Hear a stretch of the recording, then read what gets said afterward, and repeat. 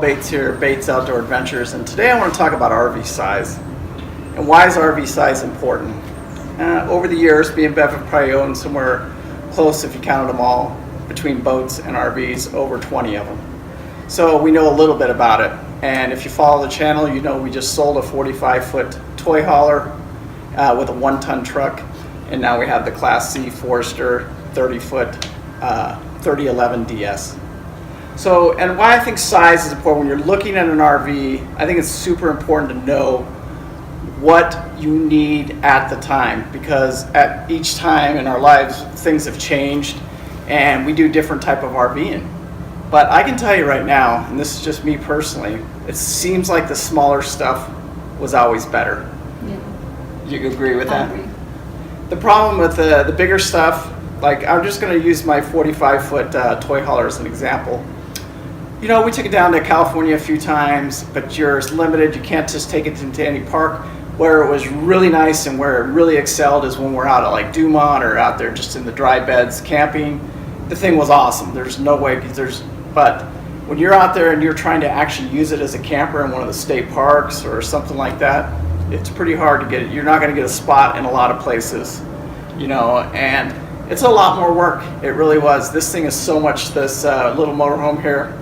Bev can get it ready. She just comes in after work a couple days a week, throws some stuff in there, and we're ready to go. And it's so much easier on me, the bigger ones, because we've had everything from slide-in truck campers, pull-behind trailer that we lived in for 5 years.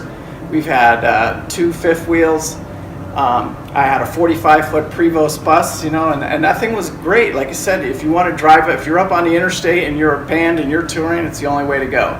But if you're RVing, they're tough because it's just those bigger coaches, you know, there's not a lot of spaces for them. When you start getting up to that 45-foot level, you can even ask Bev, you know, even we went to Legoland a year and a half, 2 years ago, and we took the grandkids down there and we went into a campground, and I had the 45-foot toy hauler at the time.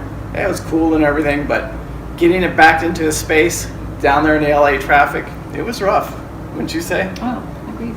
Yeah, and Bev can drive this thing. She hasn't yet. I mean, she's a school bus driver by trade, and she has a Class B CDL. But she's not driving that fifth wheel. She's not pulling that 45-foot trailer. There's no way. So when you're looking at an RV, I would say think about everything carefully and know what you're getting into. I mean, some people will own one RV in their lives. They're not going to be like us where we've had 20, and it's just not going to happen. And so you got to be really careful with that decision. I even loved our slide-in camper. That thing was awesome. I mean, we drove that thing across the United States twice. And when I say across the United States, all the way from the West Coast all the way to the tip as far as you could go. And we did that purposely just so we could make the turnaround there at the end of the Florida Keys. And it was awesome. And you couldn't do that in a big, even this rig pulling a trailer. But what I like about this particular one is, I mean, I can get in it. I can pull a car behind it. I can pull, you know, later on, or we can pull our trailer with our UTV in it pretty easily. We're small. It's easy. It's always been easy. It's twice as fast to get ready, and I just like it. So be careful when you're picking your RVs, and take your time. There's a lot to choose from, and if you want to leave a comment and ask us, I mean, we're happy to share any experience that we've had in any one of these RVs, because we've lived in a fifth wheel, we've lived in a Class A motorhome, and we've lived in the trailer, a regular pull-behind 32-foot trailer. We lived in it for 5 years right here in St. George, Utah. So anyway, thanks YouTube, Paul and Beverly. Peace out. You guys have a good day, and we'll see you out there on the trail sometime.